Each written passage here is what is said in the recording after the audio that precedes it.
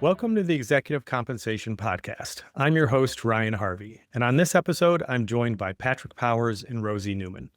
Patrick is a partner working out of New York, and Rosie is a principal working out of San Francisco. Patrick, Rosie, welcome to the podcast. Thanks for having us. Glad to be here. So country club memberships, chauffeur service, use of corporate aircraft for personal travel. These are all fall under the category of executive perquisites. And perquisites were once very common, but as they fell out of favor, many companies eliminated perks for their executives. While many perks have garnered criticism in the past, today we're going to explore some of the more common perquisites and the underlying business rationale for why you might want to provide them. So Patrick, I want to start with you, and maybe we can just start with some of the basics. First of all, just what exactly falls into the category of perquisite? And then what is some of the underlying business rationale for why a company might want to provide perks to their executives? Yeah, it's great to clearly define what a perquisite actually means. So from the SEC's perspective, there's really two criteria that define a perquisite. First, this has to be some benefit that is not integral to the executive performing his or her duties for her job or his job. And so it can't be integral to that. It's got to be a personal thing, a personal item. And then the second thing, it has to be material. It has to be above a certain amount. And as long as you meet that criteria, it is defined as a perquisite. And that's really important for two purposes. One, perquisites are generally treated as taxable income to the executive or the individual. So there's tax implications on perquisites. The second is around disclosure. If a company pays perquisites to an executive, a public company, and the value exceeds $10,000 in aggregate, then it becomes a disclosable item in the summary compensation table. So that's important to the extent that it does gain attention from proxy advisors, shareholders, et cetera. You got to explain that you give this perquisite and why. So those are the two really important kind of implications from providing perquisites. As you mentioned, there's a business rationale behind some of these. Mm-hmm. The ones that have gone away over the past decade, the chauffeurs, the club memberships, for example, they generally lacked a strong business purpose or big business rationale. The ones that have prevailed, and some of these are actually gaining traction or gaining in prevalence, these are the ones with strong business purposes. So what do we mean by a business purpose? Really, it comes down to a couple things. One, does it allow the individual to become more efficient, more proficient in what they're doing? And this productivity dimension can happen, when some executives are required to travel a lot for their jobs. When they're in the car or going through all these logistics on a plane, et cetera, do we want to make it easier on them to focus on the business matters as opposed to dealing with all the other distractions and that stuff? So it's about efficiency, productivity, et cetera. The second one is about minimizing risk. And really, what I mean by minimizing risk, it's not risk for the individual per se, but for the company as well. And a lot of times those can go hand in hand. But so when we talk about minimizing risk, we talk about the health and the safety of the individual. That we could also be talking about something like making sure the individual doesn't trip up on his or her finances or taxes. These are complex compensation schemes that companies employ for these executives. Rightfully so. There's a lot of moving parts. You want to tie them to the strategy, but they become very complex. A lot of moving parts, different vesting events, different types of vehicles and forms of vehicles. So, defer some of that to the subject matter experts and prevent the potential risk of the individual getting into some type of tax or legal trouble. So, these things are viewed as advantageous generally to the company, advantageous to the shareholders. But there's a whole host of issues that companies got to go through when deciding whether or not some of these are right for them. Sure. It's kind of an interesting kind of history if you think back, because like you said, many of these perquisites, in fact, almost all of them, are rooted in some underlying business purpose where it's in the interest of the company and shareholders, potentially, to consider them. But I think over time, many of them got, they were so kind of lavish in how they were delivered that there started to get some, criticism around, do we really need to, be, providing a company car to an executive that's already making a fair amount of income. Um, but thinking back, like you said, to some of these underlying purposes of financial security and looking out for the health, the security of the executives, many of these things do have an underlying purpose and are at least worth considering. Is it worth generally? It's a small cost to the company, and there could be some real benefit there. So I think it is worth visiting, and we are seeing some trends around that. And I think, Rosie, that's really where I wanted to kind of go with you, is think a little bit of what are some of the trends, both what we've seen maybe in the past decade leading up to now, and then what are we seeing right now around common perquisites, and maybe even perquisites that might be starting to increase in prevalence. Sure. Thanks, Ryan. I think over the past decade or so, what you have seen overall is a decline in perquisites for many years. So, as you mentioned, perquisites falling out of favor. Really, it became a hot button item for the proxy advisors and for shareholders alike. And so companies were either eliminating perquisites or streamlining their offerings. Perquisites are disclosed, they do make news articles, and so questions coming up around the value, what's being offered, and really broader questions about governance and controls and approvals process as well. As you think about perquisites, it is a small cost to the company, as you said, and it's small in comparison to an overall CEO pay package, for example. But it's really around what is being offered and what are the governance and controls surrounding it, and approvals process here so that they don't get out of hand. So companies were either eliminating, streamlining perquisites, maybe moving more to an allowance type model, where instead of offering several different perquisites, companies sort of rolled it up into one overall allowance of, let's say, $20,000 or $30,000. And then the executive could use that as they see fit for different perquisites. But I would say perquisites have been stabilizing in prevalence in recent years, and most companies do still offer some sort of perquisites, and some have even added perquisites back. And the focus, though, is on a few key offerings with business rationale. So in the past few years, a couple that I've seen being added back are the executive physicals and financial services. Both of these are market aligned, they're common, and they're some of the few acceptable perquisites from the external perspective.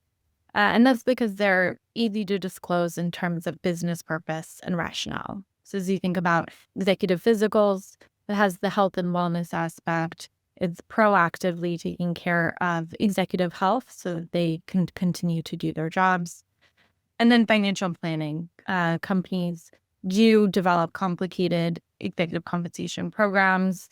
And so having an outside expert advisor who understands a company's executive compensation, both to be able to help an executive not get into trouble, minimize risk here, as well as understand the overall value of what is being offered and help put a complicated executive compensation package into perspective in terms of what it means in terms of the overall value, vesting events, tax implications, etc. So those are the two that I've seen companies focus on and even add back in recent years. A couple best practices with them, though, is to cap the benefit. So maybe it's an executive physical up to $7,000, or financial services, a few key offerings up to an overall cap. Yep. And then continue to prohibit tax gross ups. So that really is off the table. Companies aren't opening that question up for these perquisites. Maybe for relocation, tax gross ups are still allowed, but overall, continue to prohibit tax gross-ups. And then one emerging perquisite that we've been seeing is on executive security, and that come up over the past few months coming out of the United Healthcare incident. Companies are reassessing what was previously a stable market practice here. Companies are taking a fresh look at it and digging into what do they need to do from the executive security perspective, and then broader into personal use of corporate aircraft or executive travel, car, etc., for similar reasons for the executive security purpose. Yeah, no, my experience definitely aligns with what you were just kind of outlining there, Rosie. Particularly the kind of the two, like you said, acceptable perks. The executive health financial services have seen a number of clients add those back in as benefits to their executives, and as you noted, the G word, gross up, seems to be one that you want to avoid if you can at all avoid it in disclosure.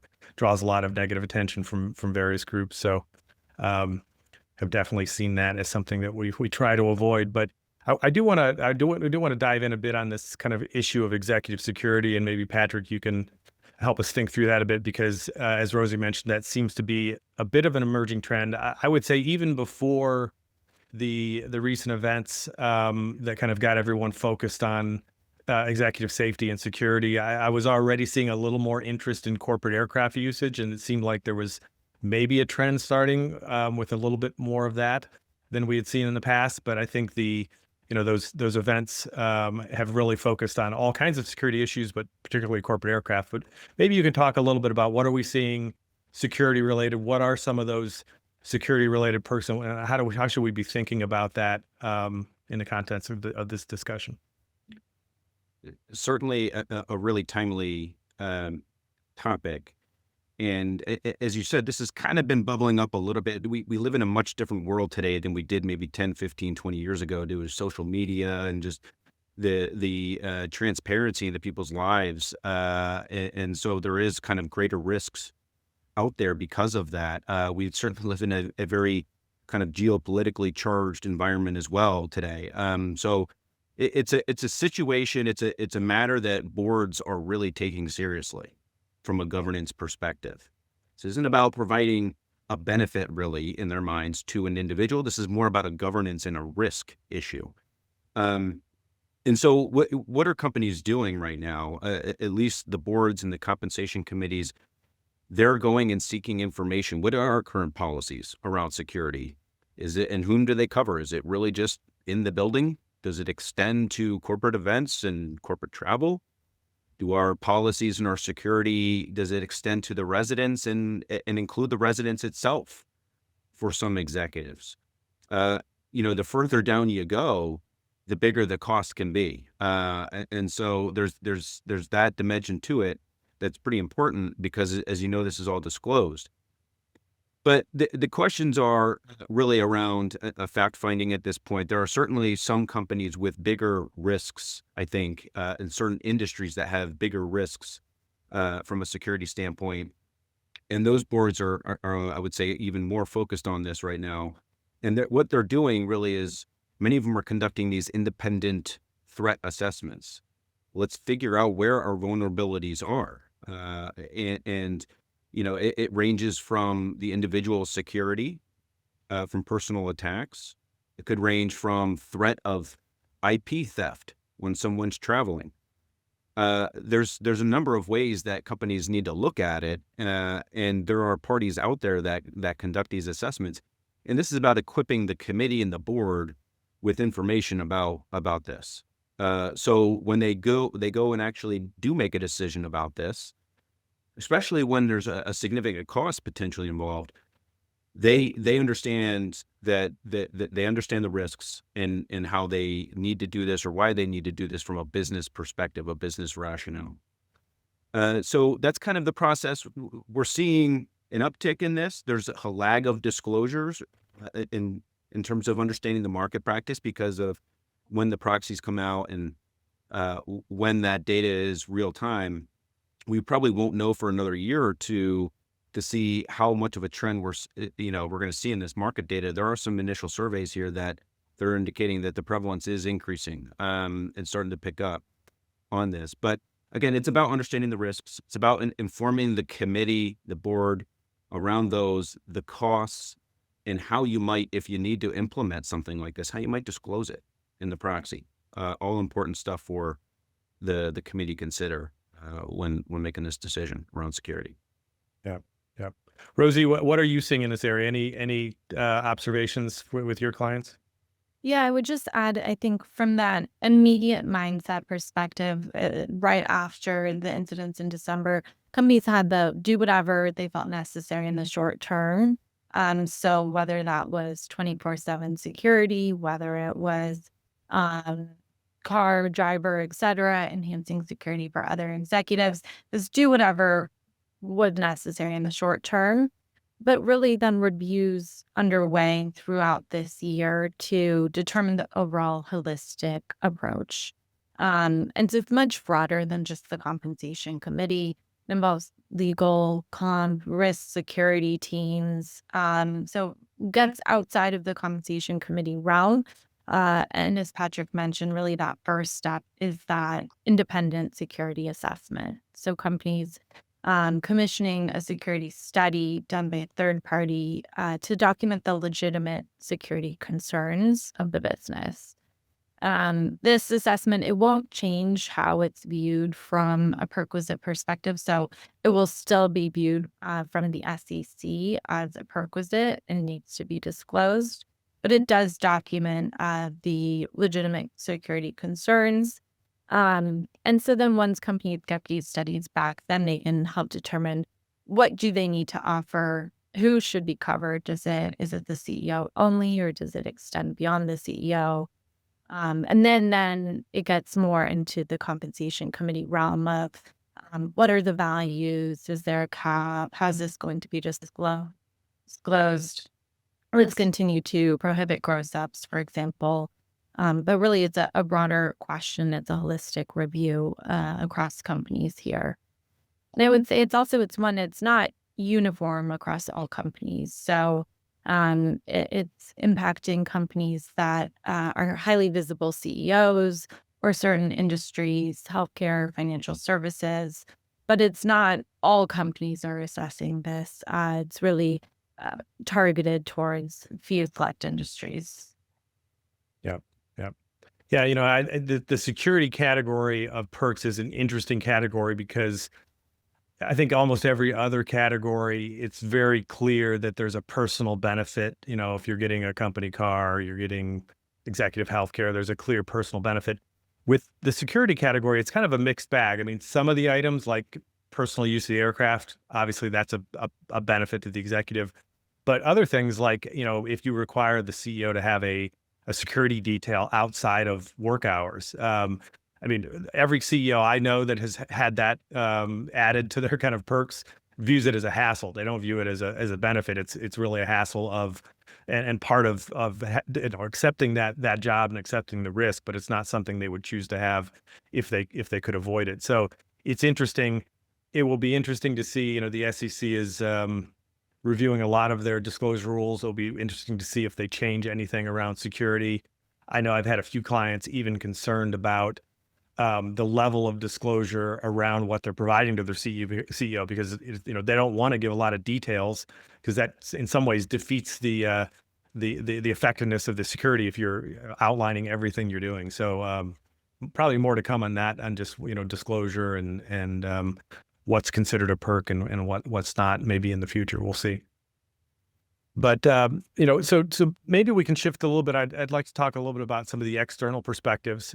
We've covered what perks are, why you might provide them, what are some of the trends. Patrick, maybe you can cover just quickly here. What are some of the external, both proxy advisors, shareholders? How do they look at perks? Have their perspectives changed at all? Are there anything kind of hot issues or hot button issues that we should be aware of from an external perspective?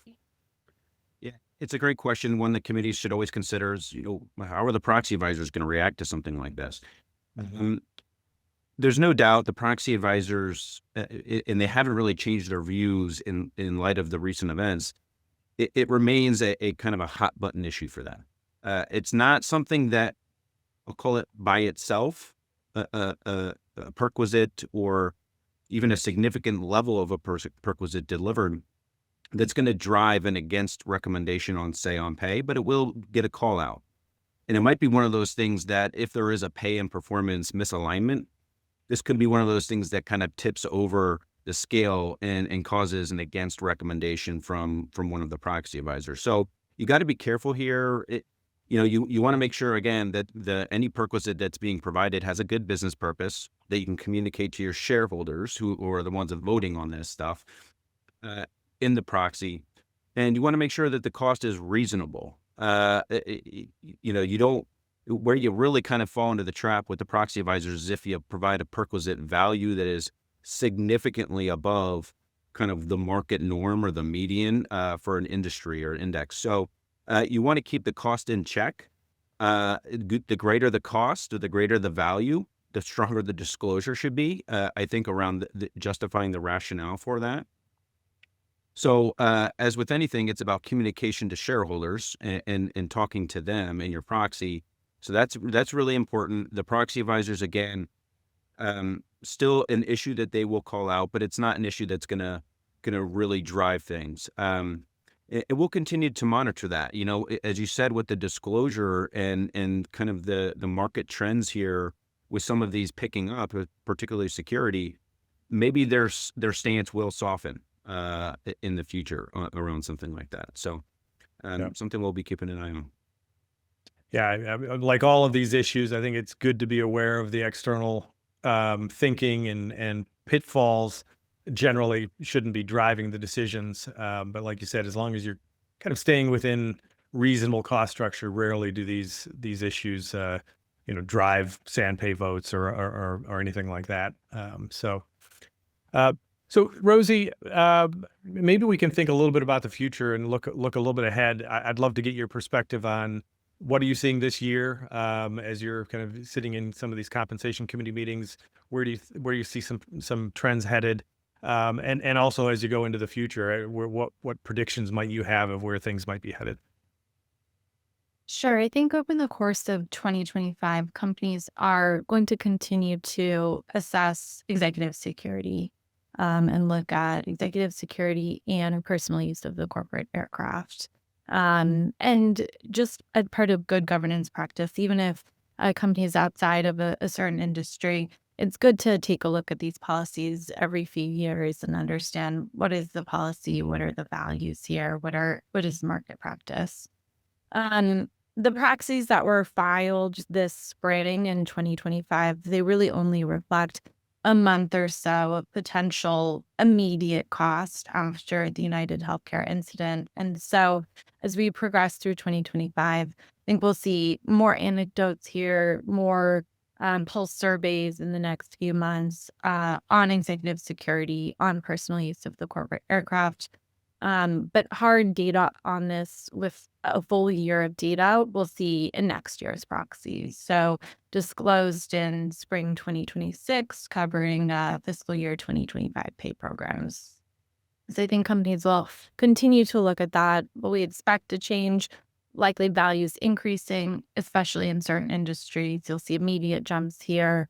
And then changes in the disclosure as well. Ryan, as you mentioned, some are looking at beefing up their disclosure, the proxy language, to provide additional information on rationale, on the high profile nature of the CEO, public visibility, and accessibility, the fact that they did do independent security assessments, that they consider it to be a business expense, but must classify it as a perquisite.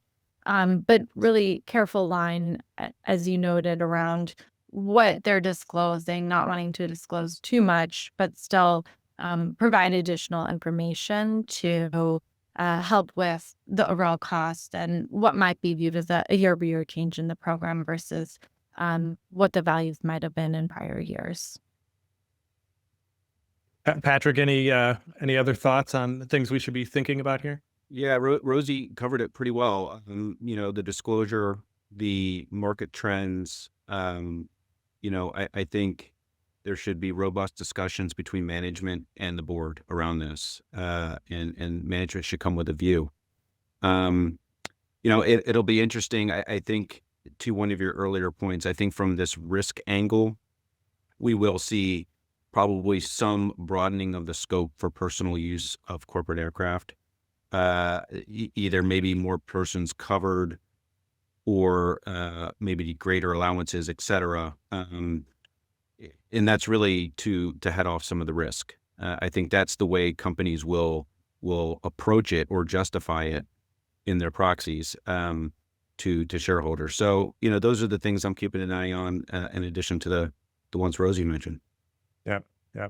No, I think this has been a very timely, topic. It's one of those things that it's not a big dollar item generally for companies, and they don't, you typically don't spend a lot of time thinking about perks, but I think it is something periodically to step back as a comp committee and review what, if any, perquisites, you're offering, and really think about it.